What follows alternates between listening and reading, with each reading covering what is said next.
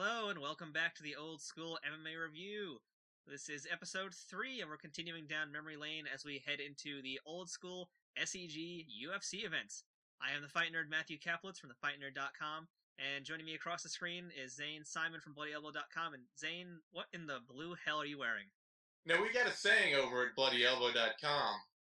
If you're coming on, then come on. Oh snap, that's right. It's UFC 3 time, and that was the best way to ever introduce this event. UFC 3, the American Dream, named after Dusty Rhodes, the professional wrestler who is the NWA champion. Only fitting. September 9, 1994, over in Charlotte, North Carolina, which happened to be, again, a reference to Ric Flair, who had wrestled Dusty Rhodes, the American Dream, repeatedly in the old NWA and WCW days. Amazing. Yes, they really thought that whole thing through. It was a whole big set of references. It was a whole big inside reference to NWA and Ric Flair and Dusty Rhodes. Exactly. In reality, it was absolutely not, and it was actively renamed to the American Dream when it was released on VHS, but UFC 3 actually was originally sold as Champion versus Challenger, and this whole event was essentially built around that idea, which was the champion, Royce Gracie, was going to be challenged by eventually, ideally, in the best situation possible, Ken Shamrock, who came back for this event and is back in the tournament draw. So yeah, they're building it around the idea of Ken versus Royce, and guess what? That didn't happen. No, it didn't. Not to mention, they also had a second champion officially. Oh wait, no, that was in this event. Never mind. My head's all over the place. Spoiler alert. Spoiler alert. So, well, we already have the spoiler alert in saying that Royce Gracie did not fight Ken Shamrock at any point in this event. Pretty much. I think at this point it's okay to mention that fact, because this whole event, as we mentioned last week, not quite as well. Actually, no, I think it's actually equally as memorable as 3, but for different, or equally memorable as 2, but for different reasons. We're Bill Wallacing this up right from the start. It's great. Yeah, we're all over our Bill Wallace moments. It's the curse of the Superfoot. It's the curse of the Superfoot's back again. That's right. Yeah, so a few quick numbers before we get started too deep into UFC 3. This event, 3,000 people were in attendance in the audience, so I believe it's up from the last event. But the buy rate was down big time. The last time it was, I believe it was 200,000, and we're down to 90,000. So big shift. Weird, because you'd hope that it would be like, the last event was so good, we'll watch the next one. The last event was awesome. Yeah, exactly. The last event was great. 16 guys. Something must have happened in between, especially when, they were billing Ken and Royce. And those were the two biggest stars, essentially, at the time. So why were the buy rates down? It makes no sense. It makes no sense. There's no accounting for taste. No, they can't. It's UFC. It's North Carolina. Maybe that's what it is. Right. They're North Carolina. Yeah. We just lost all of our North Carolina fans right there. Damn it. Damn it, Matt. You can't sacrifice them this early. It's all right. We got 49 other states. Just like how MMA still doesn't have New York. We got 49 other states. Everyone else in North Carolina, banned in North Carolina. Exactly. Well, eventually they were, but I think we'll talk about that in another dozen events or so. So UFC 3 event poster featured, as I mentioned, Royce and Ken on the front of it. Nice blue poster. And also a new logo for UFC 3 this time, or rather a variation of the previous logo. We now have the Ultiman. I don't think he has a name yet, but we're going to call him his future name, which is Ultiman. Or Ultimate Jeff Monson? Man. Yeah. It's Jeff Munson, Ultiman, as he's now smashing the logo with a hammer fist. It's a pretty awesome logo. Yeah, it is a pretty awesome logo. I loved how they just barely varied it as they went along. That he was always attacking the world in different ways. Yeah, those are my favorite things about the old VHSs, was that the image of the Ultimate Man. I always wanted to buy posters, those VHS covers. They're so cool with the different logo each time. And this was definitely one of my favorites of the bunch. Yeah, well, this is also one of the few, or this event too, though, as we were talking about the poster with Royce and Ken, was one of the few events that you could find the old poster for. There are images of that poster. I mean, I don't know anywhere there's, like a poster for UFC 4 or UFC 2. Well, it's all box covers. That's true. I guess at that point, maybe they just started recycling them too, or maybe, there was no need to retroactively rename things. Yeah. So maybe that's what it is also. That might be what it was.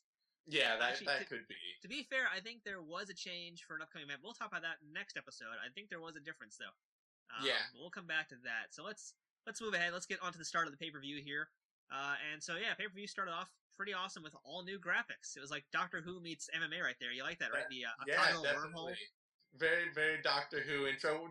The music, they had the whole like pulling apart. It was sort of like a Doctor Who meets Mystery Science Theater meets MMA. Yeah, I like that. That's good. That's a good way to put UFC 3. It really is the MST3K of MMA events. That's right.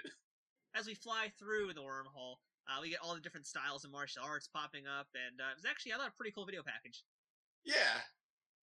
Fun times. Yeah, and so joining us once again on the commentary for this event, guess who's back? The poor man's Mark Summers, Brian Kilmeade. Oh, Brian, yeah, and we talked about. I think we mentioned the sumo expert before. Yes. And at the time, I had thought that it was just a card misread, but lo and behold, we're back again. This time with the experts in sumo and judo. Yeah. Brian so there was really a distinct inability to read the word sumo or judo. And well, guess what? He's not going to learn how to fix those anytime soon. No. Well, he didn't get much of a chance, did he? I mean... Well, we'll talk about that, I guess, coming up a little bit later, but he had more, in my opinion, he had more than enough chances with 3 events at this point to figure out how to read the cue cards better, but no. Didn't happen.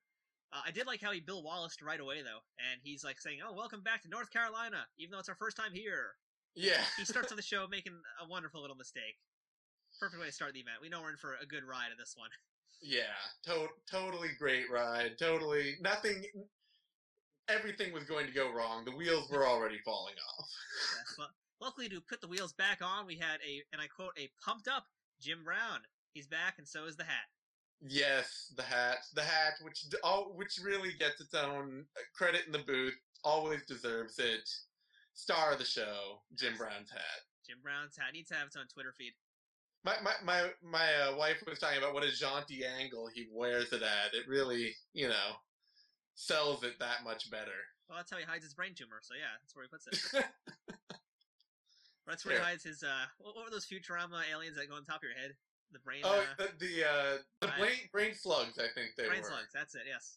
Yeah. They were quite the epidemic in the 90s. A lot of fans won't remember that, but brain slugs were quite the pandemic in the early 90s. Also returning is Ben Perry, who, as we mentioned last time, was in the movie The Octagon. He's back again in The Octagon for a second time, bringing us insight, as always, and all the information about the Gracies that nobody else seems to know. Well, yeah, or wants to hear about. But, hey, at least this time he was doing the ringside interviews. That's right. He did a way better job than Brian Kilmeade has ever done in his lifetime. Yes. Yeah, he was actually pretty good on the ringside interviews. That was a happy thing for me. Yes, and also back, Rich, Go-Go, G-Man, whatever other nicknames he's got, Goins is back to do the ring announcing. Yeah. Every time I just think, did he screw up the name the first time? Well, I don't know if you noticed this. He actually does do that. When he'll screw up a name the first time around, and then when he says it the second time, he will correct himself. He did it. I think in this event, I don't remember which fights, but I remember hearing him mess up at least once or twice. The first time, and then when he says the same name a moment later, he gets it right. So it's like he's basically saying, you get your option of how you want to pronounce it. That's right. He should just start. That should be his whole thing. It should be like Emmanuel Yarborough. There's a very slight difference. You can choose which one you prefer. That's right. Depending on which one, and then they can edit it later to be like, maybe that's what he thinks. It's all going to post-production. And... Yeah. Not like it was ever a live pay-per-view or anything like that. That's right. Yeah, and also now joining us, we have, I believe this might be the first time they mention it on camera. It also might be the first time they ever have him there, ringside doctor and cutman. So making their debuts, Leon Tabbs, cutman, very famous cutman in boxing. He's there, and also we have Dr. Joseph Estwanik. One of those we want to use. Yes, we'll figure that out later in post. And, right. And also making his return, Big John McCarthy as the only referee still in the UFC. Yeah, and he was on his shouting game for this event. There was a lot of barked orders from Big John this time. Well, it's worth noting they gave him more power at this event. This was the first event where he had the ability to actually make the decision for the fighters to stop the fight himself if he chose to. Yeah, nothing seemed to go on too long this time because of it. The fight, well, okay, maybe one or two fights went on a little long, But in general, giving him the power was not like UFC 2, where you're just watching somebody get beaten to a coma. No, that's true. It's and that's also not to be confused. He had the ability to stop a fight, but not restart a fight. Yeah, that is something we'll get to, I guess, in another few episodes. But this one, he can now, at the very least, if someone's in a lot of trouble in their corner or being morons, Big John can stop the fight if he wants to. Yeah. Which I don't think he did in this one, but whatever. He was there and doing his thing, and like I said before, he was a welcome addition. It was good to have Big John there. Definitely. At least it felt less like you're watching two guys duke it out in a parking lot somewhere with him in the ring. Well, he's probably seen a lot of those parking lot brawls in his career in the LAPD. Yeah, there is footage of him from one of the LA riots, right? Maybe we'll cut that if I can find it. It was only after they had protected firefighters, only when police outnumbered looters. Grab as many as you can. That's about all you can do. And telling people not to grab the fence. Yeah, here's up the fence. Smacks him down. Good time. So, all right. Also, this event, we have a new slogan. Zane, did you catch that new slogan that they mentioned? No. What was it? It was no rounds, no time limit, no way out. Oh, I should have caught that. Yes, you should have. That was their new slogan, and it's very true because there still are none of those things at all. Yeah, no rounds, no time limit, no way out. I think it was Hackney who's talking about it in an interview I read, where he said that at this point still the only rules that he was told about were no eye gouging and no, was it fish biting hooking, biting and fish hooking are probably what it was. It was only gouging and biting, I think, and you could do it, but they just fine you. Yes, that's correct. I believe they mentioned this one is that you will be fined but not disqualified. You'll be fined $1,000. Yeah. You could still do whatever you wanted, but they would just they'd fine your purse. Maybe. I mean, he didn't. I don't think he said he'd never hear of it ever happening to anyone. No, it was essentially they'd be fined at the company's leisure, which meant never. Yeah. So interesting thing though, that is a true thing. There were rules but no rules, and there was really nothing to enforce you from not doing those rules. So yeah, whatever. That's old UFC. Luckily, luckily no one ever got really hurt badly, or ever did those things. At least yet. But yeah, we'll leave it at that for now. But yeah, UFC 3 though. Again, we're back to the 8-man tournament. No more 16 men. 8-man field of 8. Yep. Which is too bad. The 16-man was awesome, but it was really, I think it was way too hard to budget for it time-wise. I mean, they cut half of it off for the last event. Yeah, been big changes since that last event. One thing that didn't change was the prize money. Once again, it's $60,000 for the winner of the tournament. So hooray for them! They got to keep that extra $10,000 that was left over from UFC 2, I guess. Yeah, and they weren't just, hopefully not just continuing to pay themselves by writing big checks to Royce. oh my! Well, we'll talk about Royce's paychecks later, I guess. But also of note, new video package explaining MMA or NHB or whatever it is we want to call this. I guess at this one it still is called Ultimate Fighting. But as viewers may recall from last time, the UFC 2 event broke up the styles into 5 categories, which was karate, kung fu, grappling, kickboxing, and exotics. I got them all. What do I win? Exotics. And all kickboxing, but they had them all. All the categories were covered, even if everybody was a kickboxer. But now, this time we had the two big ones, punching and grappling. That's it, just punching and grappling. Now, punching, though, can include kicking. It's not just punching. Also known as punching with your feet. Yes, foot punching and regular punching. Wow, very deep. But to be fair, despite this really vague overgeneralization of the styles, it was actually a much better video package and much better explanation for first-time viewers of what they're about to see. Yeah, especially with the grappling. Yeah, the whole kung fu, karate, exotics thing was really a needless series of labels that didn't end up telling anybody anything. Yeah, I mean, I personally actually liked the idea. I just thought it was not executed that well. I thought maybe there should have been some different names in there. But, break up the 2 styles just as, at this point, striking and grappling, or punchers and grappling. Yeah, punchers and grapplers. Punchers and grappling. Not I think striking. that was fine. Not striking, just punching. Just punching. I thought that was fine for this time around, and I think that the video package was very informative. And yeah, I think that covers everything we've got to say before the actual tournament begins, right, Zane? Am I missing anything? Yeah, pretty much. That was all the pre Hackney Yarborough stuff to get through. That's right. So as we've seen, so let's get on now to the tournament. So we got our field of 8, and kicking things off is probably the most mismatched fight ever in the history of the UFC.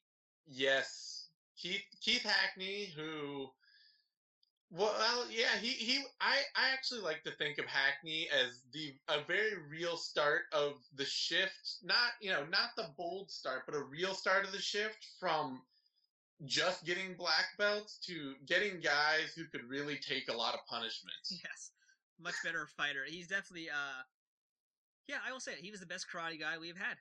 And I think he might be the best karate guy that the UFC sees, period, until Lyoto Machida. Oh, I went there. That, I don't know about that. That's a pretty bold statement. Yeah. I mean, Hackney, he was tougher. I will say that. Hackney was tougher. And at the point where that really mattered, that's probably a legit thing to say. I'm going to say it. I'm going to see how many people in our comment section agree or disagree with me. All right. Bring it on, people. Let's do this. Bring it on. And he is facing the... You're coming on, come on. That's right. Yeah, that's right. It's my turn now. That's right. And yeah, so he was facing off against the not a real sumo, Emmanuel Yarborough, which I will bring up every time I talk about Emmanuel Yarborough. Yes, well, let's talk about that. Also of note, Yarbrough came in as the heaviest, still to this date, the heaviest athlete in the UFC. He was announced at 616 pounds. And I have his height written down here. I believe he was 6'8" and 616 pounds. Huge guy. Yeah. According to Campbell McLaren, however, who was the producer of this UFC, and a lot of the old, or rather, I guess all the SEG UFCs, Emmanuel Yarborough actually weighed 720 pounds. Yeah, that's more in line with what he's been recorded as. Because, I mean, he's also, like, the world's heaviest athlete ever, not just in the UFC. And I'm pretty sure that's more what he was recorded at by the Guinness Book of World Records and all that. Not to hold that up as the shining beacon of truth in the world. But it's pretty darn close. Guinness Book of World Records. Yeah. So, yeah, enormous man. I guess let's talk about his sumo history now, just because you brought it up. So let's discuss that. Because technically, he's not really a real sumo. No, he was an amateur sumo, which basically meant that he didn't live any of the lifestyle. He wasn't part of the whole stable system, never competed professionally, and I don't know how much he trained. And I mean, I'm sure he trained to sumo wrestle, but he never competed. He only competed in amateur tournaments where they didn't allow hand strikes to the face, and just not a real sumo. It needs to be said because he's also one of the world's most famous sumo wrestlers ever. The world's most famous sumo, not sumo wrestlers, but yeah, amateur sumo is still sumo. It's just not the proper Japanese sumo, and there is a reason. Well, there's several reasons why he really could not have been a proper sumo. I actually just saw a documentary that we're going to link it on the bottom, and I'll probably cut a few moments into this video. East and West, which is a documentary about sumo that was done, I believe, like very late 90s or early 2000s, I think. And it's actually got a lot of Emmanuel Yarborough in action, including this horrible scene here that I'm going to show of Emmanuel Yarborough naked and being caressed by 2 tiny Japanese men. It is the worst thing I've ever seen in my life, and I've seen a lot of bad things. I watch a lot of horrible porn, Zane. Let's just leave it at that. See, and now this is where I'm glad that the video comes in later, because now I don't have to see it. Well, I already have, and I can't unsee it. You're not going to hold up your cell phone for me and make me watch it, are you? You give me a second. Let me see if I can find it. No, all right. We'll say that for the actual final release. For all you people watching who are still here now that you've been thoroughly disgusted by Emmanuel Yarborough's naked ass, yeah, there actually are reasons why. One of it actually is due to his hair. I remember in the documentary they mentioned if you can't actually grow your hair long to be put into a top knot, you can't be a sumo. That's actually a qualification, and he cannot do that. That was pretty surprising. Yeah, I read an interview with him where he was talking about he just didn't want to live the lifestyle. He complained. He was talking about how you basically have to go through this whole initiation process where you're, everybody's bitch and you get slapped around and treated like crap for months and months, and he didn't, or years, and he didn't want to go through that, which That's fine. I got nothing against that. And the truth is that he was a D1 All-American wrestler. Yeah, he was, like you mentioned last episode, he was our first wrestler, even though he really didn't do any wrestling here. Yeah, he didn't wrestle, but he was the first wrestler, to achieve have some amateur accomplishment in the UFC. I made the point on a piece between him and Dan Severn, and Mike Riordan was very quick to point out that was like comparing Jose Canseco to Ozzy Canseco. Jose Canseco. Oh man, I hope we eventually get to the point of these videos where we can talk about Jose Canseco in MMA. Oh god, yeah. At some point we have to. It's gonna be a long journey to get to that point, but yeah. Well, that's enough about Manny Yarborough. Let's get talking about the actual fight itself. What a fight! What a fight! I think everybody at this point has probably seen the fight. If you haven't, there's plenty of bootleg versions on YouTube. I'm not going to cut it in here because I don't get sued by the UFC. But man, it was actually a better fight than I remembered. I remember. I don't remember much about these old UFCs, so a lot of this is I remember the winners, but I don't remember a lot of what happened, and I didn't remember how good the fight actually was. Yeah, I mean, Yarborough got his licks in for. The immediate reaction was, oh god, Yarborough's just going to get. He's just going to get pot-shotted for 5 minutes until he quits from exhaustion. But he drug Hackney down, and he put some hands on him and punched him. Yeah, a lot. He punched him a lot. He threw him through the cage door as well. That was awesome. Which, unfortunately, they really wanted to build that up as a great show of Yarborough's strength, and then Royce Gracie did it later just to show that it wasn't, it was more of a malfunctioning cage door problem than it was a problem or the greatness of Emmanuel Yarborough's immense strength. Or it could have just been that Royce's technique was so good that he broke the cage door with his positioning ability. That's right. It's like those videos where you see the guy crush an egg in a cup through the glass with his chi. Yeah, he broke the cage door with his incredible chi. That was Royce using his dim mock ability. That's right.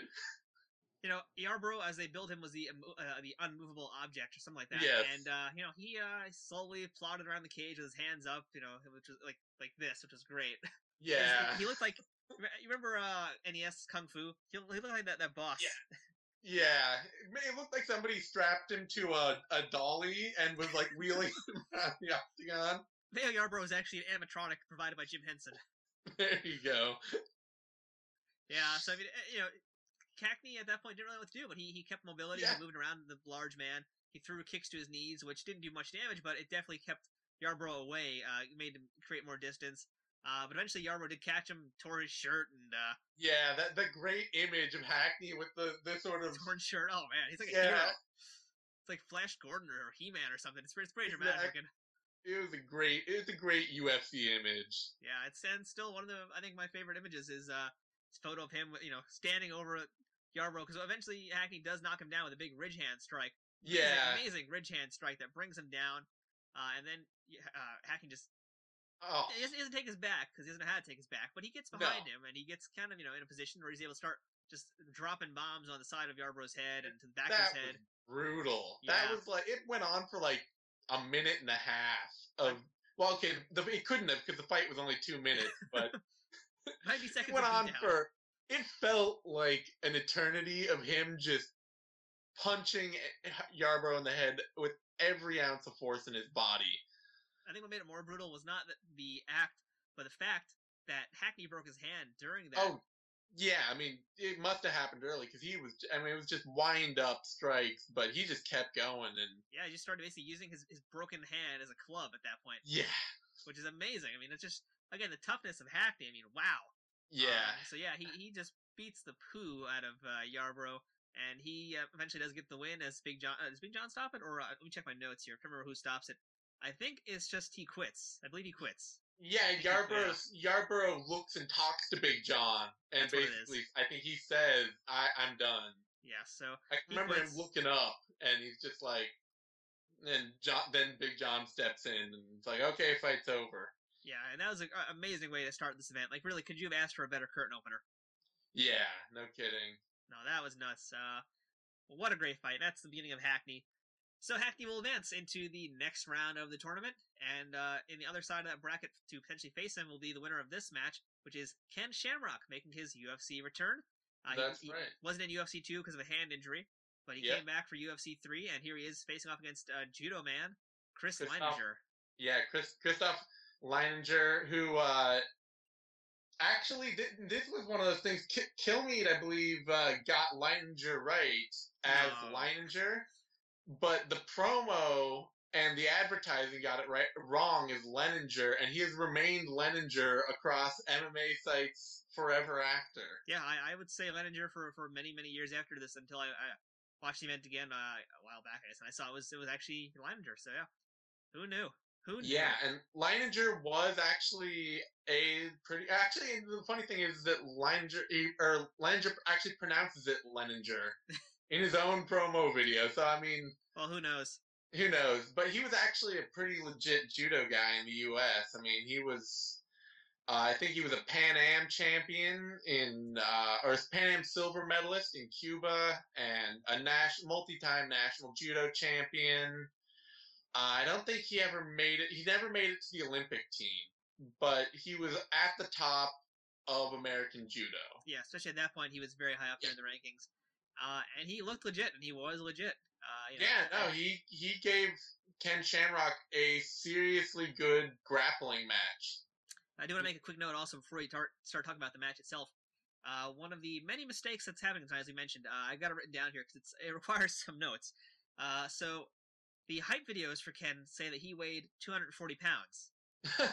The graphic for the actual weigh-in tape says he's 215, and Rich Goins says he's 210. So I don't even know what he weighs this event. Again, this is Pat Smith's record all over again. We don't know what the actual truth is to his weight, but just a bizarre mistake. And I think they did mess up a few other times that night with the weights and the tape. None as noticeable though as Ken's, just because there were three weight discrepancies. 3. How do you get 3? Yeah, they had a bunch. This is where I started to notice some really weird stuff that they started doing. Which one of the big things that I found really strange is they went to these glamour promos. Yeah, I like those though. I actually like those. They're really funny because but it was always like, what it was like. He likes to kick on the ground. Tell us about your favorite fighting move, Ken. Well, I really like to punch a guy. It was really like these, very like glamour promo, teen magazine. Tell us about your favorite finishing move. I think it's just a sign of the production value going up. I guess we noticed each event has gotten better production value, and UFC 3 at this point, definitely the best production value, and I think part of that is these new promos. Yeah. And although I think they advertised it with something I found hilarious, which was the deadly art of shoot fighting. Yeah. As though it were this ancient traditional, ninjutsu martial art used to kill people for self-defense. Yeah, I mean, technically, do we even call shoot fighting a style, or is it more of like an actual event kind of? It's a hard thing. Because it is a martial art in a way, but it's technically not really, because it's more just a reference to pro wrestling, if anything. Yeah, it's a modified catch wrestling. Yeah. And it's an event style meant to show off modified catch wrestling. So, deadly shoot fighting is a misnomer on multiple levels. And I also want to mention walking Ken into the ring, you saw Jason DeLucia and Frank Shamrock and Masakatsu Funaki. So just some MMA royalty, if you will. I don't know if we can call DeLucia royalty, but some MMA names walking by. Yeah. I really wish that they'd somehow found a way to get Funaki into the ring for some of these early UFC events. Or in the cage. Can you imagine if Funaki had actually fought in one of the UFCs? That would have been really awesome. Oh, man. I wish he had. I mean, really any Pancrase guy would have done great, but Funaki especially would have put on a great show. Yeah, it would have been amazing. And I mean, if they got Frankie, he was there. They had the tie-in. I feel like at some point they could have sweetened the pot and just done a one-off or something. Yeah, I don't know why they didn't, but whatever. I mean, at least we got to see Funaki again, and maybe one day we'll talk about some Pancrase videos. But let's get to the fight now. And the fight was very good. Yeah, again, Ken brought the luck of the Irish, as Going correctly pointed out. At least he didn't mess up Shamrock's name, I'll give him that. Yeah. Yeah, but the fight was good. It was a great grappling display. I mean, Lenninger, for he wanted to get right into the clinch, and he ended up on the bottom to his own detriment. Which, I mean, that was the whole thing about a lot of the traditional martial arts not really. I think it was that experience of not quite understanding what would be an advantageous position in a completely open fight. And Lenninger I mean, he got stuck on the bottom, but he did well there. He defended well, and he wasn't a total fish out of water, because there is some grappling on the ground off your back, mostly pin escapes in judo. So he wasn't totally, it wasn't that he was totally lost. More just he was trying to figure out what to do. But he gave Ken a very good fight. Yeah, he didn't know what. I think it was like didn't know what to do without a gi to grab. Yeah, Ken was did the though. Biggest thing you could see. Ken, because Ken, in between this, I read Inside the Lion's Den by Ken Shamrock, his first autobiography, and he says he actually started, after UFC 1 especially, bringing guys with the gi. So, really, his fight with Kristoff Lenninger was his first time getting to implement some of the techniques he had learned with the gi, which in this case was grabbing the gi and then punching the shit out of his opponent. Yeah. And he was smart enough, too, to realize that since he had no interest in throwing kicks, it was a good time to wear... Although, there's the rule right there. That's right, yeah, the rule doesn't get mentioned, but yeah. A weird, unofficial rule that was, if you wear shoes, you can't kick. And Shamrock was smart enough to realize that he had no interest in kicking, so he might as well wear shoes. Thankfully he did, yeah. I mean, Ken's kicks were never really spectacular anyway. They were powerful, just because he was a big guy, but, beyond that, no need for kicks, and he knew, in the old UFCs, this is going to go to the ground. He might as well wear the shoes. Made a lot more sense. Yeah. But yeah, fight itself, very good fight. I believe Ken wins this by punches eventually.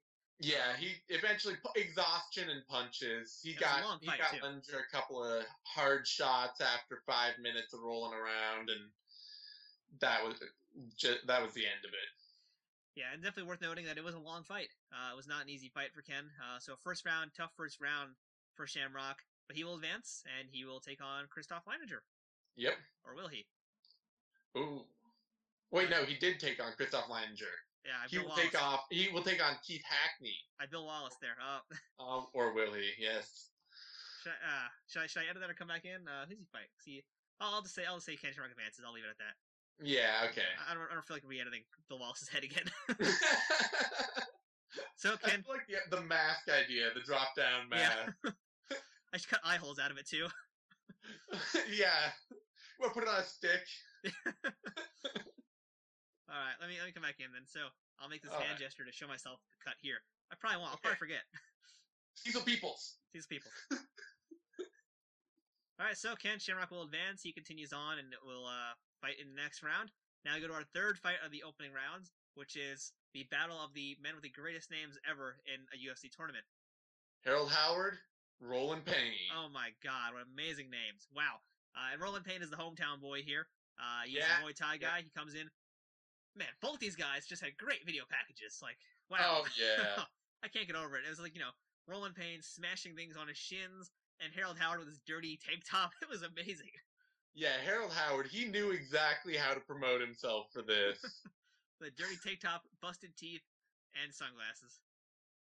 Oh, yeah. And Roland Payne, the UFC started doing this, and it was one of the things, like, I think because the first two events were in Colorado, I mean, they did it for that too, but it became more obvious as they started moving around the country, which is they'd pick one guy that was, I mean, unknown even in a field of unknowns. Yeah. And as the hometown favorite.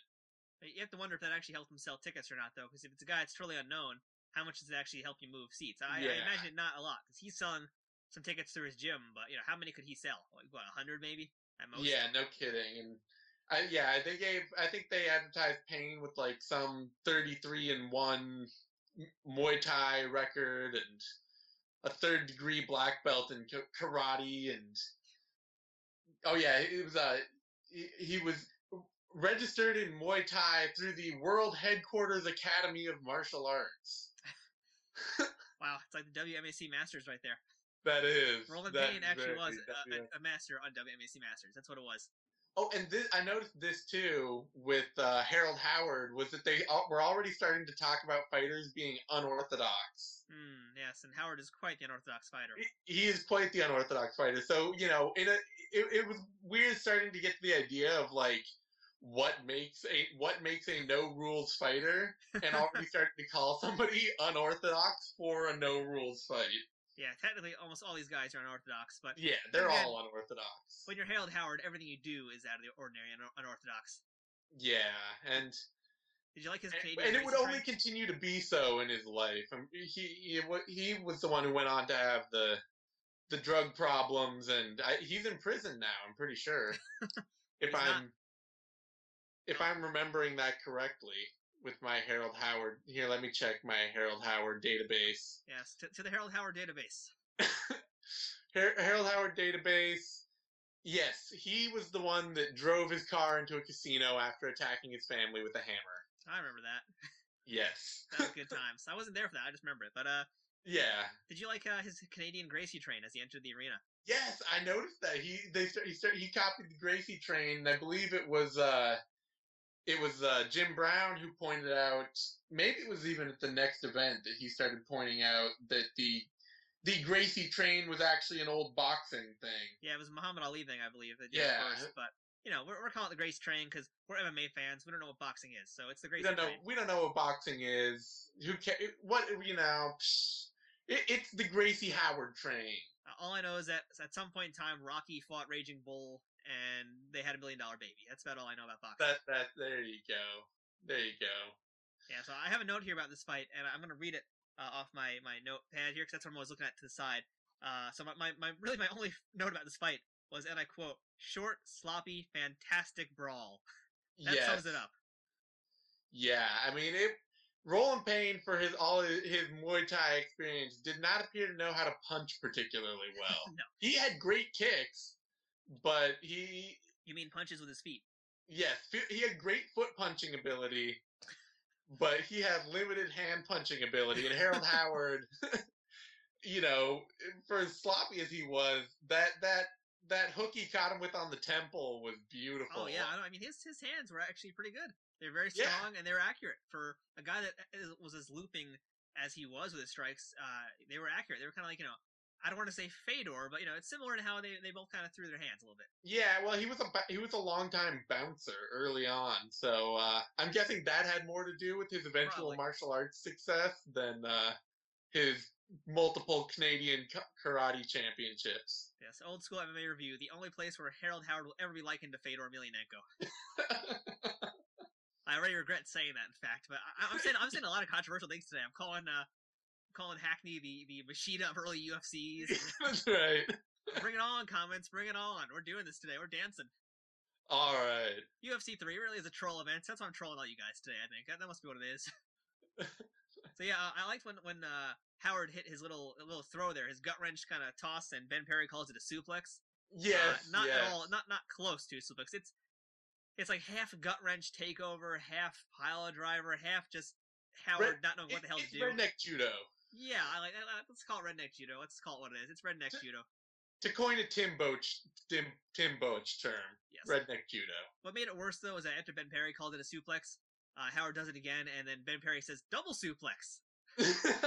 Thank you for that, or Brian Kilmeade rather. Brian Kilmeade says double suplex. Like double suplex. Thank you, Brian, for that wonderful input as always. We expect that from you all the time. Yeah. So yeah, but like you said, the right hand. It also included the great piece of commentary. The bigger man is on his back right now. I wrote that down also. Actually, I did write that down. That was one of my favorite pieces of commentary from the Felix Lee Mitchell Harold Howard fight. The bigger man is on his back right now. Brilliant piece of play-by-play for the folks at home. Oh man, this three-man commentary team of Brown, Perry, and Kilmeade, it's really the height of brilliance in MMA history commentating. Oh yeah, and notable because it will be almost entirely overhauled. Yeah, we'll get to that in probably a little bit. But yeah, so right hand from, as you mentioned, the right hand from Howard puts him down. Really good showing for Howard. And I forgot this fight. like I said, it's sloppy. It was not technical anyway whatsoever, but really good, entertaining brawl. Yeah, hell of a lot of fun to watch. Yeah, and I feel bad for these guys, because Howard's going to move on. He must be dead tired, because you can tell he's got no cardio. No, yeah. No, he's got nothing. So, I mean, yeah, rough fight. But Howard also, continuing, Howard, along with Hackney, continues the trade of a shift towards guys who can just take a lot of punishment. Yeah. That's the trend we're seeing, is that we're going away, they still have black belts, but we're going away from the super traditional martial artists to the guys who can get punched a lot and still fight. And this eventually becomes like one of those skills, or when they used to do the UFC, like whatever this fighter attributes has. Being able to take a punch was apparently one of those attributes. Being able to get hit in the face and not fall down is, it's a good skill to have, I guess, but it's a better skill to not get hit. But that's for UFC in the teens. We'll get there. There we go. Yeah, we're a long ways off towards the not getting hit skill. We forgot to mention this earlier. Gary Busey. Yes. Gary Busey is apparently in attendance. No, we have no idea. We have no idea. For some reason, one of the corner guys for Harold Howard or for Roland Payne looked like Gary Busey. It could have been that Gary Busey was in the audience somewhere. Brian Kilmeade, at some point, he stops dead in the middle of his commentary post-fight to say, Gary Busey in the corner, and then starts right up again. That's it, yeah. I don't know why. I tried looking at it again to figure out what was going on. I did not see a Gary Busey. Maybe I was missing him. I don't know. I didn't see him again. 5 times. Honestly, I rewound, went back, looped over and over. I could not find anything that looked remotely like Gary Busey, except for a gangly guy in one of the corners. That might have been him. That might have been him. Could have been him. It's Gary Busey. All right, that's our Gary Busey reference of the day. And so our last semifinal, we have Royce Gracie versus Kimo Leopoldo. Oh, yeah, he's not Leopoldo yet, though. He's just Kimo at this point. He's just Kimo, and this is part of one of my favorite circus sideshows in UFC history. Was Kimo Leopoldo and Joe San. And I feel like somebody needs to write a book about this whole, the history of Kimo Leopoldo and Joe San. How did they meet? What do you know about this from your Fighter Redux piece in the Bloody Yellow? What do you know about Joe San and Kimo? Well, Kimo was like, I don't want to say he was a drug dealer because that's slightly slanderous, but I know he was a strip club bouncer who was heavily involved in drugs. And I don't know if he was dealing them or just addicted to them, but he was a small school football player who dropped out and became heavily involved in bouncing and drugs. And then, he was also heavily involved in the extremist Christian religion. And he wanted to turn his life around, and he met Joe San, who was an extremist evangelical in the group that operated out of Huntington Beach. And they decided that they watched the UFC, they loved it, and they decided that would be an awesome way to spread the word of God. Yeah, I mean, we're not going to talk about religion much more beyond that. I don't think just so we don't alienate our fans too much, but, you guys can discuss it in the comments below, because today is comments day, apparently, in this video. Apparently. Let's stir some more soup here. Religion and MMA, this is not the first time they really brought it in, but, this is the first time it's been this much to the forefront with Kimo. Kimo was the first fighter to really say, in MMA, to really tie religion to his career. And he literally said that. I mean, in his promo video, I have it written down here, he says, and I quote from here, his purpose here to bring the gospel of Jesus Christ to the whole world. That's why he's in the UFC. Not to win the tournament, not to get money, but to tell people about Jesus. Yeah, and I have no evidence whatsoever that he spent 6 months of every year as an evangelist. Yeah, they mentioned it a lot, that he was a traveling minister. Maybe he did, though. We can't really, there's no way to really confirm or deny those, though. Yeah. We'll take their word for it, and it's a cool story. I'm sure he did something. I mean, the way, it was pretty clear he was obviously very deeply into the religion. It was a big part of his life at that point in his time. So I could definitely see him traveling somewhere to do that. And it is also, I want to say it's worth noting at this point, too, that in the midst of all this, Joe San was already a kidnapper and rapist. Joe San. I think we should save our Joe San comments more for UFC 4, because I think we're going to have a lot more to talk about. We should a little, but he makes he makes a couple of big appearances here that I feel like I have to talk about. All right, yeah. Well, I guess let's continue on there. But yeah, I mean, this Kimo, Yeah. Royce Gracie. First off, let's mention the entrance of Royce. Royce has his Gracie train.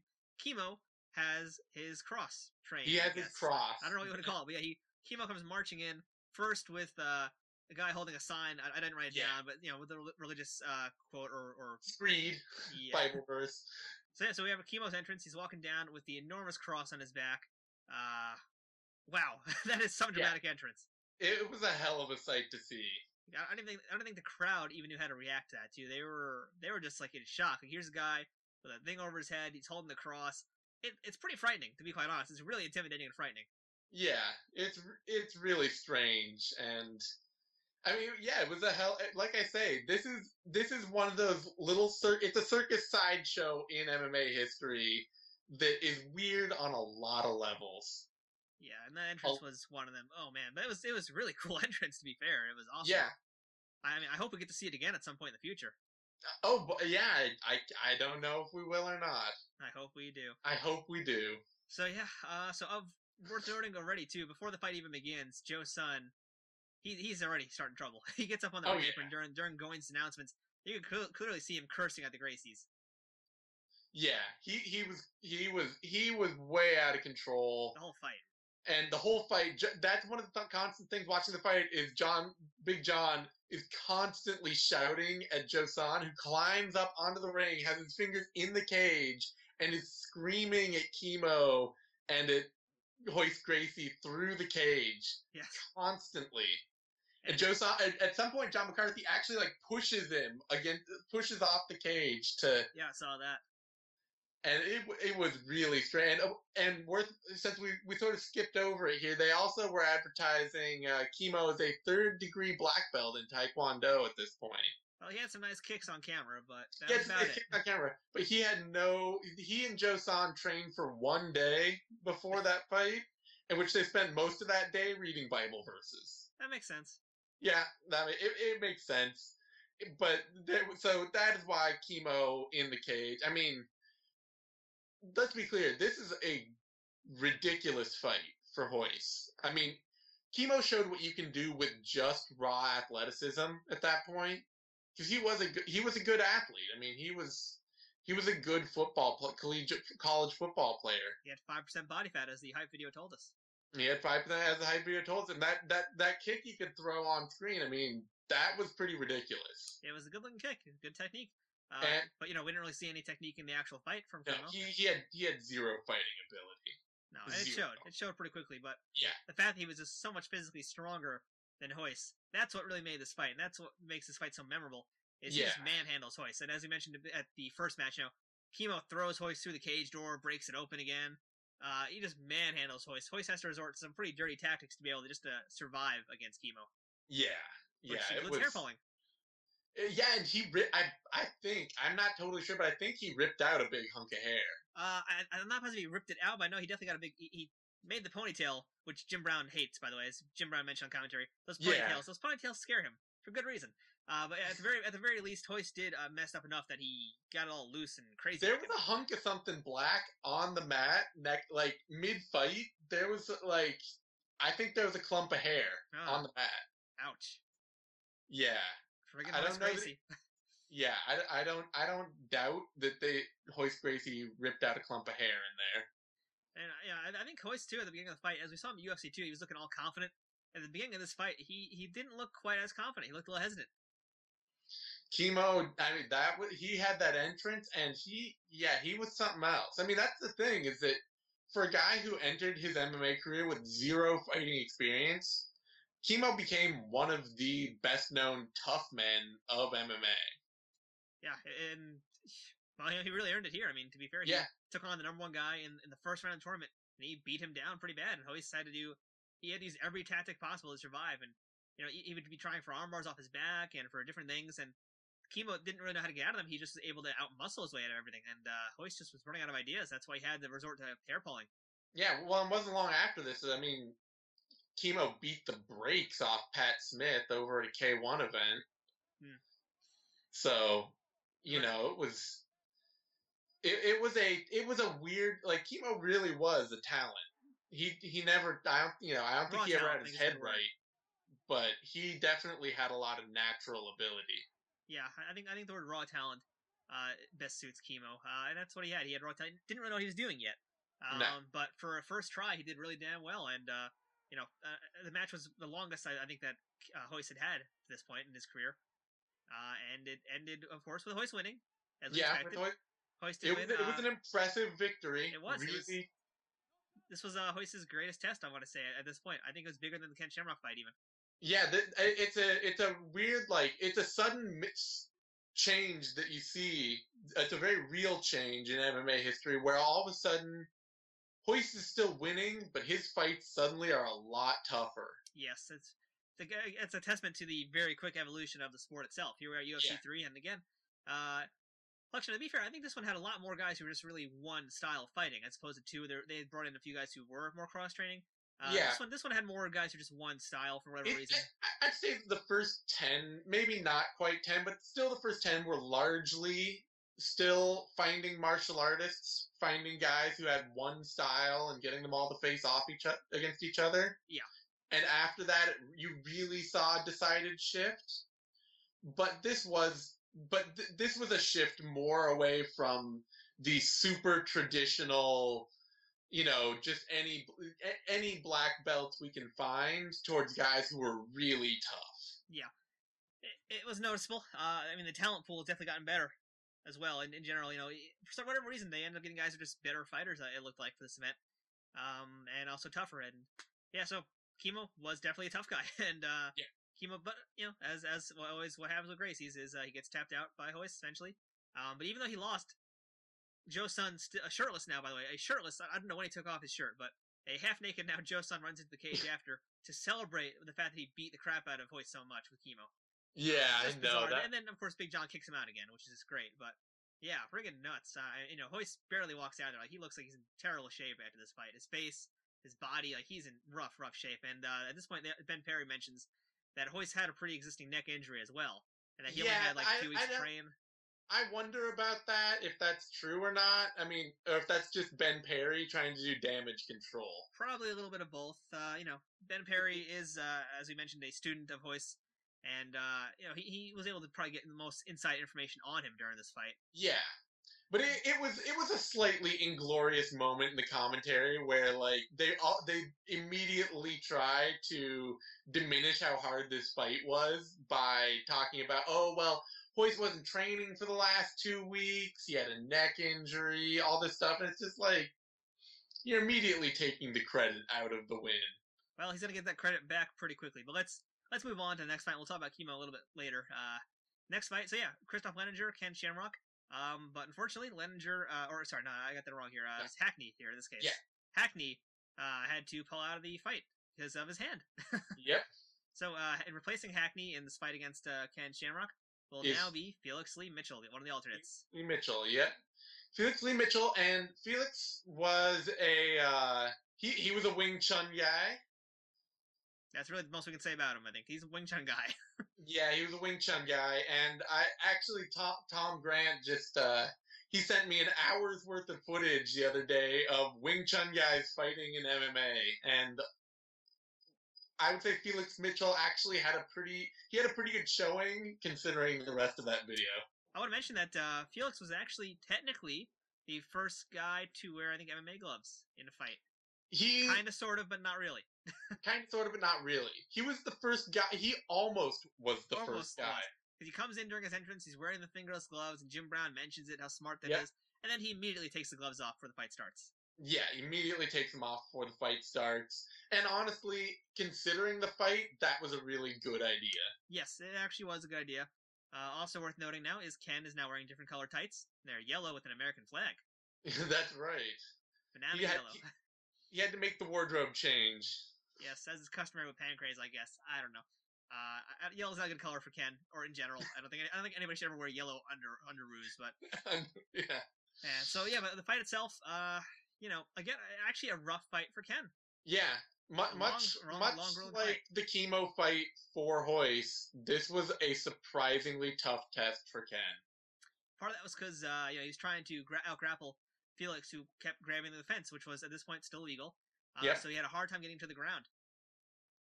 Yeah, he had a hard time getting him down, and yeah, I mean, Felix didn't look like he really had a, it wasn't like he looked like some amazingly well-trained martial artist out there, but it was, like I said, it was about getting tough, really tough guys all of a sudden. Yeah. And Mitchell did look tough. Mitchell looked tough, and he was tough. He gave Ken a rough fight. Pretty dull fight, to be honest. So I don't really think we need to talk much more about it. A lot of just clinching against the fence. And then Ken just eventually gets him down, gets him out, and starts punching him until the finish. Not much more to it, but it was a rough fight. And then after the fight, when Ken stands up, you notice he has a little bit of a limp. Yeah. Immediately. So we know something's up. And this is where really things kind of start to take a downhill spiral for the worst.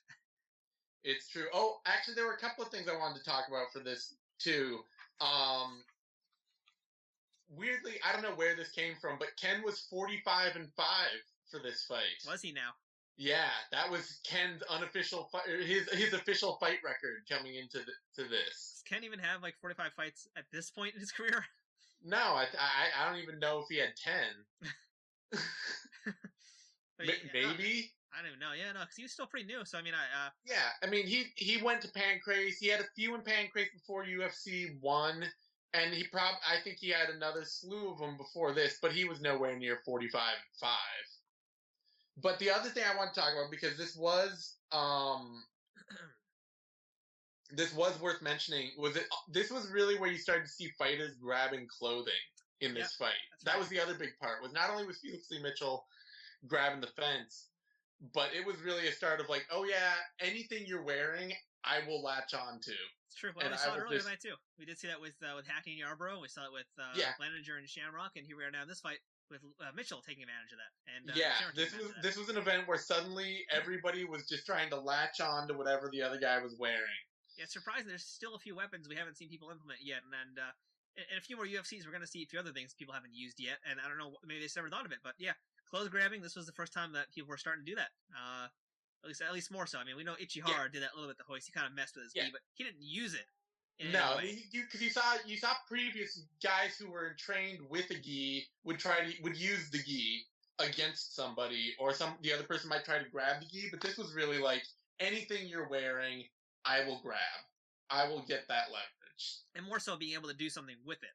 I think that's key here, because we've seen people grab Hoist's gi before, but they don't know what to do with it. Here, we've got Ken finally, grabbing the gi to punch somebody, and Mitchell grabbing tights. So, actual implementation of clothing. Yeah. Welcome. No rules, no time limit, no way out.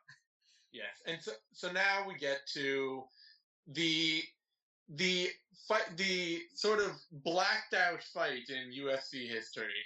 Yeah, Harold Howard versus Royce Gracie. Yeah. A fight that never actually happened, but did. But did and should be a loss for Royce Gracie. Yeah, I think we can both agree on that. Oh, I agree. I was going to even ask you about that. I'm glad you brought it up first. This was, again, the last fight in the semifinals. Harold Howard comes out with his Canadian train, and Royce hobbles his way out of there. Let's take step by step here. So Royce comes out, gets into the cage door closes, both fighters are in there. Rich Goins does his usual ring announcing. Howard. Howard. And he gets through all of that. Big John's in there. He's ready to start. Yep. And then it was actually Horian. You see it on the video too. Horian. Yeah. Basically summons Big John over there, and they have a little talk, and the towel gets thrown in, and that's the fight. Yep. And it was a fight. And that was a fight because it was announced. They were in the cage. That's right. Because if you guys look at records, that fight is not on anybody's records. At that point, Royce had still not lost. But that was a loss in my opinion, and I guess you agree with me also. That was a loss. Yeah, he walked into the cage with the at least appeared intent of competing. I don't think he actually intended to compete. There are a couple of reasons why, but with the appearance of competing, and then forfeited. A forfeit is a loss. That's the whole idea of a forfeit. It's not like he walked out there. It's not like he was backstage and said, I can't go on. He went all the way out there into the ring. At that point, once you do that, that's really, that's a loss. Forfeit's a loss and Hackney brought up that he found out later that had he gone out and done what Royce did, he would have gotten paid the $5,000 that you get for being in the semifinal. in the semifinal fight, because it would have been, oh, you made it to the semifinal round. But because he pulled out immediately after his fight, he only got the $1,000 you get for being in the opening round. Which I'm sure didn't cover any of his medical bills at all. No. Yeah, that's horrible. So there's a part of that that's like, oh, well, Royce decided to come out and make an appearance so that he'd get the extra pay. But, I mean, the Gracies, they owned a major stake in this thing. He was getting paid no matter what. Yeah, no matter what he's walking out of there. But it was just, So, I remember also, it's just in that recent release that the Zuffa UFC did about Royce. Royce does talk about this fight. He says he was so fatigued after that Kimo fight, but he wanted to keep fighting, but he knew something was wrong with him. And he says, he made the whole entrance, and as soon as he got into the cage, and you can probably kind of notice this too, like, he just starts looking really out of it. And he says in the documentary that everything just went white at that point. Like, he's basically just starting to essentially just black out. He was just fatigued, exhausted, and, he had to put his head down. He was just out of it completely. So, he made the cage. At this point, too, I mean, I have to assume the UFC was out of alternates. Because, for reasons that, jumping ahead spoilers, but, the UFC had used both of its alternates already. Or they're about to. Yeah. So let's move on a little bit. But first, the end of that Gracie Howard fight there, the fight that never happened but did. So after that fight's over, the commentators are left trying to explain what's going on. In the meantime, look who runs into the ring. It's Kimo and Joe-san. They're back to celebrate the fact that they beat up Royce so hard they can't continue. So to them, this is a moral victory. Oh yeah, that makes every bit of sense for the whole racket they were running right then. Yeah, and of course Big John once again has to kick them out of the ring. And then we also get another announcement. So while Kimo was out there celebrating, for some reason Felix Lee Mitchell, I don't know if you caught that, Felix Lee Mitchell comes out. He actually tugs on Kimo's pants. He's like, "Yo man, I'm gonna celebrate too with you." Did you catch that? I didn't. He didn't quite say that. I'm paraphrasing. But yeah, he comes out there and he does tug on Kimo's shorts. It's kind of homoerotic. He does that. And so while this is happening, because at that point we discover that Ken Shamrock is now out of the tournament as well. Yes. And that's why Felix has decided to come out and celebrate with Kimo, because they have both now eliminated the two most dangerous men in this tournament. Yes, to turn what was supposed to be the grand champion versus challenger into the why do we have alternate bouts? The story of UFC 3. Yeah, so I read again mentioned this book, Ken Shamrock's Inside the Lion's Den, where he mentions this fight. He did have that injury, but he also said he could have kept fighting. According to him, he says he could have kept fighting, but once he found out that Royce was out, he had no will to continue to fight in the tournament because he, and I quote, knew he could beat whoever was going to be in front of him. So that sounds like a Ken Shamrock thing to say. Yes, it does. He says a lot of things in that book, but that's the one that's more important here for this event. So no matter what the truth actually is, the point is that Ken, whether he was injured or the fact that he just didn't want to fight because there's no Royce anymore, there's no reason for him to fight, Ken is now out of the tournament. So we are left now with an alternate coming in to the finals. This is bizarre. So we've got now Harold Howard taking on Steve Jenham, the ninjutsu police officer. Yes, the ninja cop. Ninja cop. Man, that should be a TV show. Although I did want to point out too that right before Royce forfeited, the announcing team was kind enough to talk about how he had the true spirit of a warrior, which is why he would never quit, even though he was injured. Yes, even though he did quit. Foreshadowing. Semantics. Foreshadowing in the worst possible way. Oh, man. But, so yes, now we have Ninja Cop busting into the finals, and I would feel really bad for Harold Howard here if it wasn't for the fact that he'd only fought one fight in the tournament himself. That's right. He got a bye in that last fight with Royce.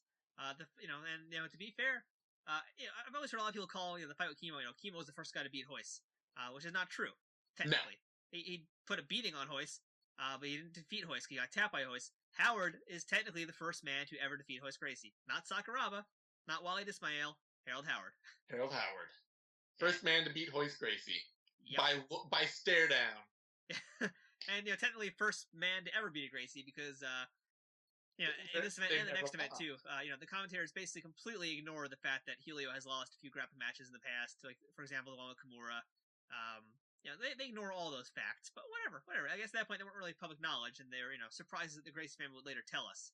But for now, Gracie's undefeated still, even though Gracie's undefeated. Although Royce was unwilling to come on. He did not come on. He wanted to come on, but he did not come on. Yeah. He saw that. He saw the eyes. The sunglasses were off, and that was what changed the fight. Turned him to And stone. it's like Cyclops. Had Harold Howard come in with his eyes shielded, Royce could have had a chance. And then he uses optic beams and blows Royce's head off. Man, I wish I could make animated gifs like that. That'd be awesome.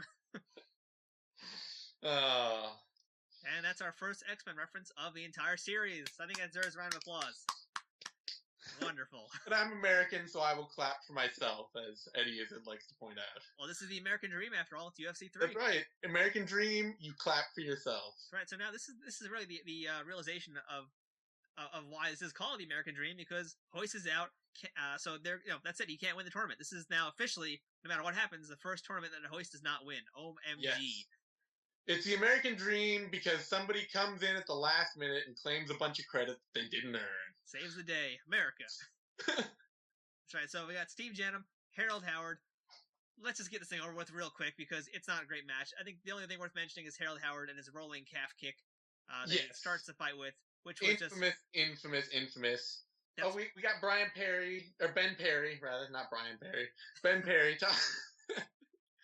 talking about how tough Canadians are from working on the Alaska pipeline. I wanted to point that out because Alaska is not, in fact, part of Canada, but... No. Close enough. They're both cold. Both have snow eventually. Oh, and we had Steve Jennum was here to bust the Ultimate Fighting Champion. Oh, I love that. Yeah, that was a great quote. It's like, yeah, let's make sure people know he's a cop. So he's gonna bust... So he's gonna go backstage and break into Kimo's locker and find his drugs? Like, what's he gonna bust exactly? That's right. He should have brought out. He was the UFC's big boss man. Yes, good quote there. And Howard, I guess in that way, is kind of like, I don't know. Is Howard like Nails, or is he more like Akeem? I don't know which one he's more like, to be honest. I think he's more like Akeem, to be fair. Oh, see now you're suddenly out of my depth, and I can't answer. I'm sorry. Yeah, well, I'll cut some photos in here, but all right. Yeah, so I mean, the fight itself now, not much really to say.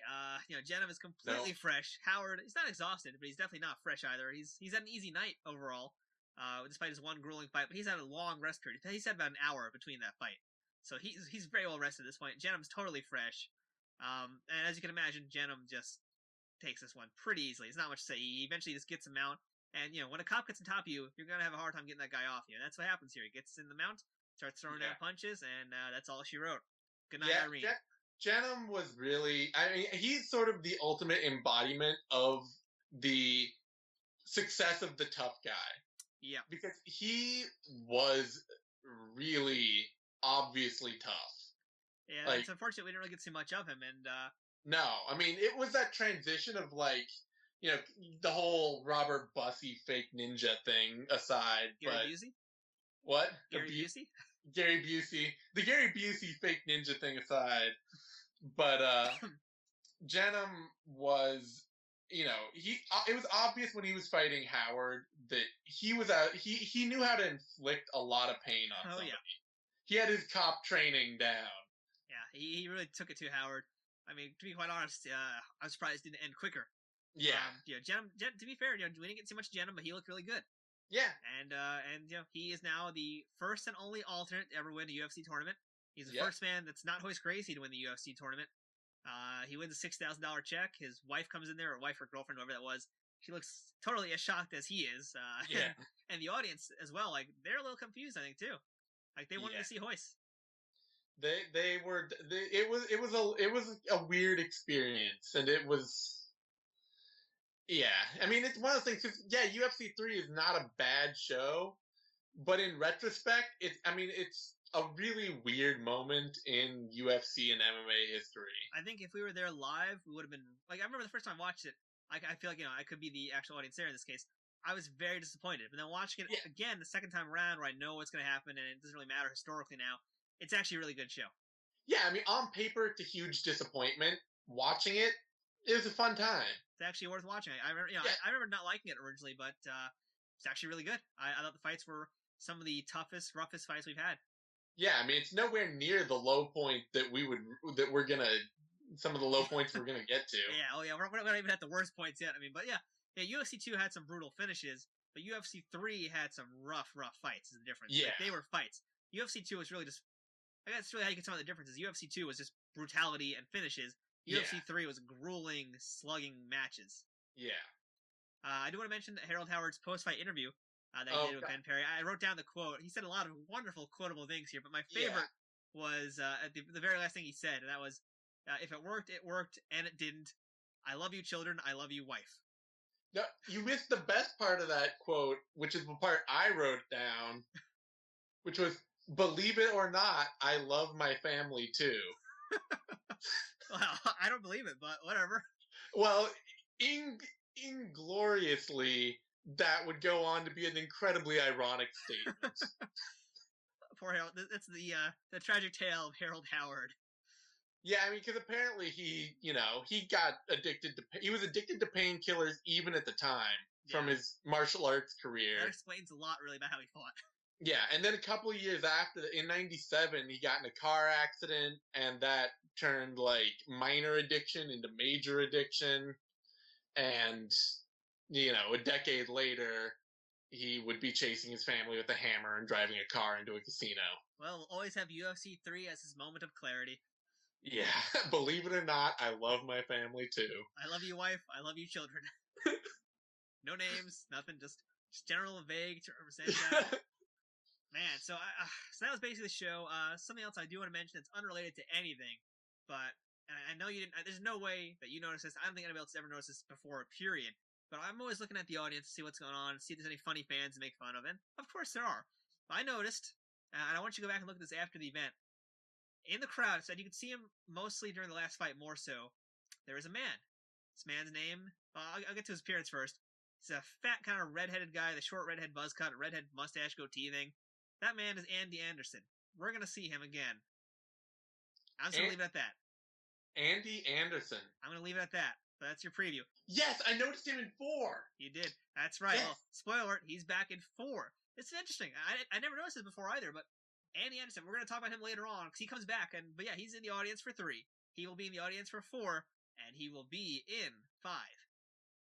Oh, awesome. So I need to do research in between to figure out what he's been doing there, because he's traveling to watch the UFC. That's the other thing too. He's traveling around because he's in North Carolina here, he's in Oklahoma for the next one, so he's doing a lot of traveling to watch these UFC shows. Something's going on. Something is fishy with this Andy Anderson fellow, but we'll get to the bottom of that case, I guess, very soon. But yeah, the mysterious case of Andy Anderson. Seriously, it is. I never noticed this before, and it's really cool to see him there. I guess, even though I know what he does, it's not that great. But let's whatever. Let's talk about UFC 3. All I know from 4 was the finger point.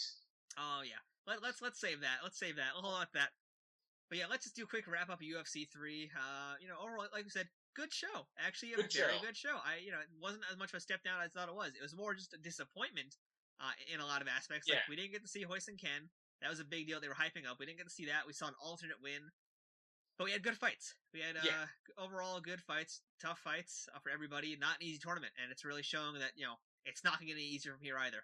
Yeah, no, I mean good. At the end of the day, good fights are really, that's what you want out of an MMA event, are good fights. And it's a clear stage of evolution. UFC 3, in the way, like, UFC 1 and 2 are very similar in that they are big martial arts tournaments designed to pick out successful martial artists. UFC 3 is still that, but suddenly you're picking out the toughest martial artists. You're no longer picking out what style works the best. You're picking out who can absorb the most punishment as a martial arts expert. That's right. That's a good way to put it also, I think. So yeah, let's just do a few goodbyes now for this event, because UFC 3, a lot of guys, well, we can say goodbye to basically almost everybody. The only guys we're going to see again will be Ken and Royce. Ken and Royce and Kimo. And Kimo and Jenum. He'll be back. And Jenum. And I believe Harold Howard, did he make a comeback? I think this might have been it. I believe this was his last only UFC appearance, I feel like. I don't think he came back. Yeah. I think that's the end of Harold Howard. It is not the end of Kristoff Lenninger, I don't think. Oh, I'm sorry. Actually, I just wikied it. Harold Howard does come back. I totally forgot. Harold Howard does come back. I forgot all about that. But all right, so we're not saying goodbye to him, but basically we are saying goodbye to a few other guys. Still, decent amount of guys are going to be gone. Emmanuel Yarborough. We have to give a big goodbye to Emmanuel Yarborough. We're going to say goodbye to him for now, because we're done with him in the UFC, but we're not done with him in MMA just yet. It's a goodbye to the UFC version of Emmanuel Yarborough. It's a goodbye to the to Roland Payne. Roland Payne, we never knew ye. No. Felix Lee Mitchell, I believe he's gone also. Felix Lee Mitchell is definitely gone. Everybody else actually stays. Oh no, and Hackney is not gone, infamously. No, he's not gone either. So, okay, I was actually wrong. I thought there were more guys that were going to be missing from this one for some reason. But no, actually, there's a lot of guys that are coming back. And oddly enough, a lot of them are coming back at UFC 4. That's right. UFC 4, the Revenge of the Warrior. Oh, man, UFC 4. Now, that one is a good show. That's a fun one. We're getting... I think another step up in quality when we get to UFC 4. Oh yeah, UFC 4. We'll get to it. But the biggest thing I could say was suddenly they've hit their stride, their production stride. Overall, yeah, production is great. The layout and everything was great. Audience was hot now. They have a better idea of what's going on. This was really everything's starting to come together. Everything's really starting to meld and fit well. So UFC 3 was definitely it was a clear transition point between the two, between the old setup and where the new way forward that they were going, which was a tight tournament package with, a very specific set of fighters and a specific set of things that they were looking for out of their fighters. They suddenly knew who they were trying to cast. Also, we have a non-fighter goodbye. We can say farewell to Ben Perry. He's gone now. Ben Perry is gone. But Jim Brown is not quite gone. Not quite. Not yet. And Brian Kilmeade, well, he's kind of gone, but he's kind of not. We'll talk about that coming up when we get to UFC 4. So UFC 3 overall, very good show. I mean, I'm happy with it. I think it was a success in retrospect. Not a stellar moment in UFC history. Not, there's nothing other than the idea of an alternate winning. There's not a lot of memorable parts to it, but it's a lot of fun to watch. Well, that's not true. I mean, we have, I think there's actually a lot of memorable parts. So I think we have, Hackney and Yarbrough was a very memorable fight to this day. And I think there are memorable fights, but I mean, it's not a moment for the history books. No, definitely not. In terms of historical significance, absolutely worthless event besides the alternate winning. In terms of great moments, I think this one brings us a lot of great moments. A lot of great moments, no historical significance. That's the way to put it. UFC 3, utterly meaningless but entertaining as hell. Yes. Totally. And I think that's going to bring us... With all that, I got nothing. That's right. Yeah, that's going to bring us to the end of our show. And I guess that's our new catchphrase to wrap these things is, I'll do the proper outro. I am the Fight Nerd. That's Zane Simon. I don't know which direction he's going to be in on the screen. He's from BloodyElbow.com. We got nothing. We're going to see you next time for UFC 4, Revenge of the Warriors. Enter the Beast! That's 5, you fool. Oh, God. You don't know anything, you noob. Okay, fine. UFC 4, Revenge of the Warrior. I got nothing. I'm so bad at the end of these. We really do have nothing. We got to work on that. All right. Just like Dan Severn's finishing ability. Spoiler alert. We'll see you guys next time.